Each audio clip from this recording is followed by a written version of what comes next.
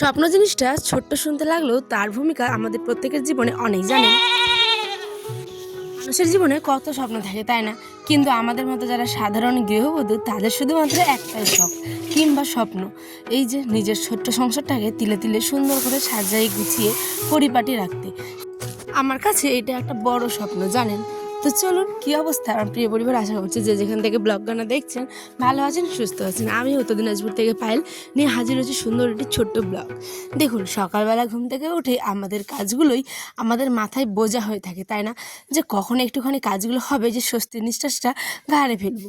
তো যাই হোক, আপনাদের মতো ঠিক আমারও ছোট্টবেলা থেকে অনেক অনেক অনেক আর কি একটা সুন্দর স্বপ্ন থাকে যে বড় হয়ে এটা হব সেটা হব।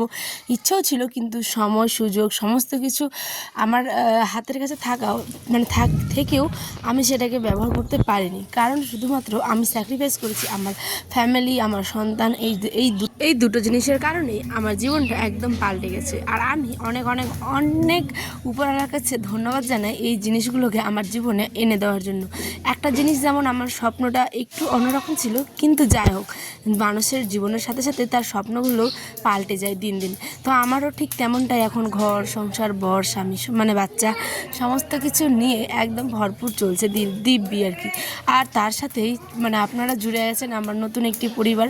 তাই তো আমি প্রতিদিন নতুন নতুন ব্লগ নিয়ে হাজির হই। হয়তো বললে বিশ্বাস করবেন না, একটা দিন গল্প না করলে আপনাদের সাথে আমার যেমন শুধু মনটা এত খারাপ লাগে, মনে হয় জীবন থেকে কোনো কিছু একটা হারিয়ে গেছে। আর এটা একটা অভ্যাস না, এটা একটা আবেগ, ঠিক আছে? এটা একটা কর্তব্য, আমি মনে করি এটাই। তো চলুন, যাই হোক, অনেক কথা বলে ফেললাম, এইগুলো আমার নিজের মতামত।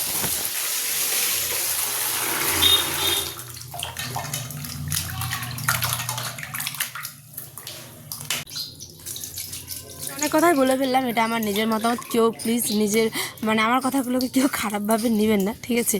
চলুন, এবার আসি আমার সংসারের গল্পে।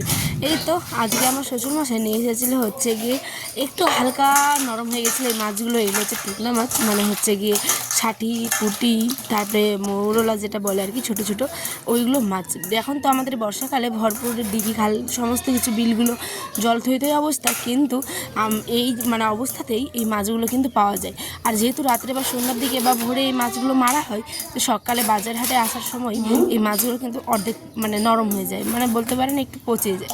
ওগুলোকে ভালো করে কেটে ধুয়ে পরিষ্কার করছি এখন। আর যেহেতু এই মাছগুলোকে আমি রান্না করব বলতে মশলা দিয়ে পেঁয়াজ দিয়ে বেশ ভালো করে ভাজা ভাজা করব, তাই কুচি কুচি করে মাছগুলোকে কেটে নিচ্ছি। দেখছেন না, ধুতে ধুতেই মাছটা কেমন ছেড়ে গেছে, যেহেতু নরম হয়ে গেছিলো।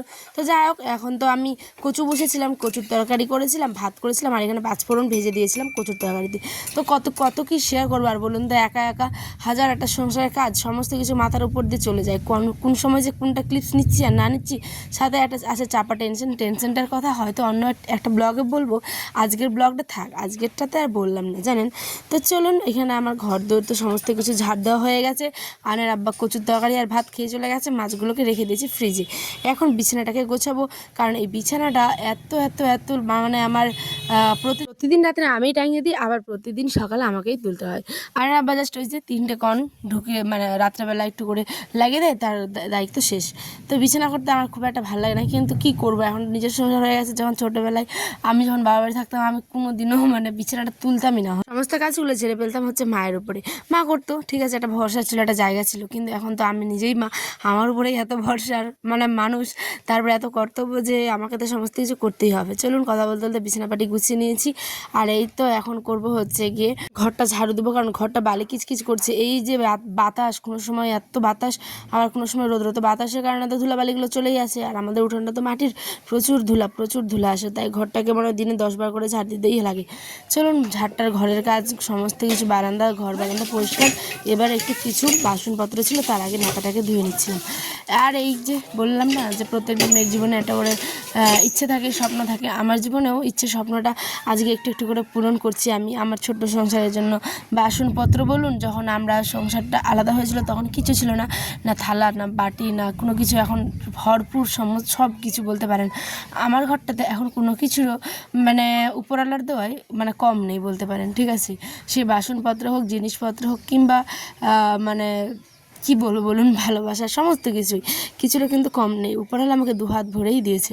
তো যাই হোক, আমার ছোট সংসারটার জন্য আজকে কিছু কিছু জিনিস কিনলাম। তো এর আগেও দেখেছিলাম আপনাদের যে একটা হাতা খুন্তি এই সমস্ত কিছু তো কিনবো। এগুলো না ছেলে মানুষ বা স্বামী মানুষ, মানে যারা একটা পুরুষ, ওরা না এই সমস্ত জিনিসগুলো, আমি সবার কথা বলছি না, মানে আমার আয়নার আব্বার কথা বলছি, কিনতেই যায় না। মানে ওই বলে বলে বলে বলে তারপরে মানে ঠেলে ঠেলে পাঠাবো, তারপরে কিনবি, আর নইলে কিন্তু না।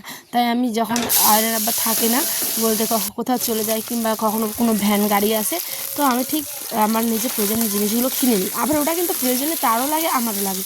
তো এরকম হচ্ছে ব্যাপার। অনেকে পছন্দ করে কিনতে, অনেকে শৌখিন, আবার অনেকে না। অন্যান্য জিনিস কিনে, কিন্তু এই হাঁড়ি বাসন এই সমস্ত ফেরিওয়ালাগুলোর কাছ থেকে এসে নেওয়ার একদম পছন্দ করে না।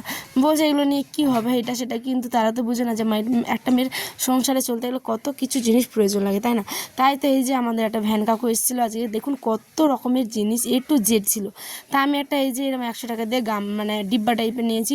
মুড়ি থাকতে পারে, কাপড়ও থাকতে পারে, চাল তো আমি বেসিক্যালি চাল রাখবো, যেহেতু রেশনের চালটা রাখার জন্য না, আমরা যে কিনে খাই যে পাঁচশুরু চালটা, তো সেটা একটা মানে টিনেরই দেখেছি আপনাদের ড্রাম আছে, আর এটা একটা মানে রেশনের চালগুলো রাখার জন্য বিশেষ করে নিয়েছি।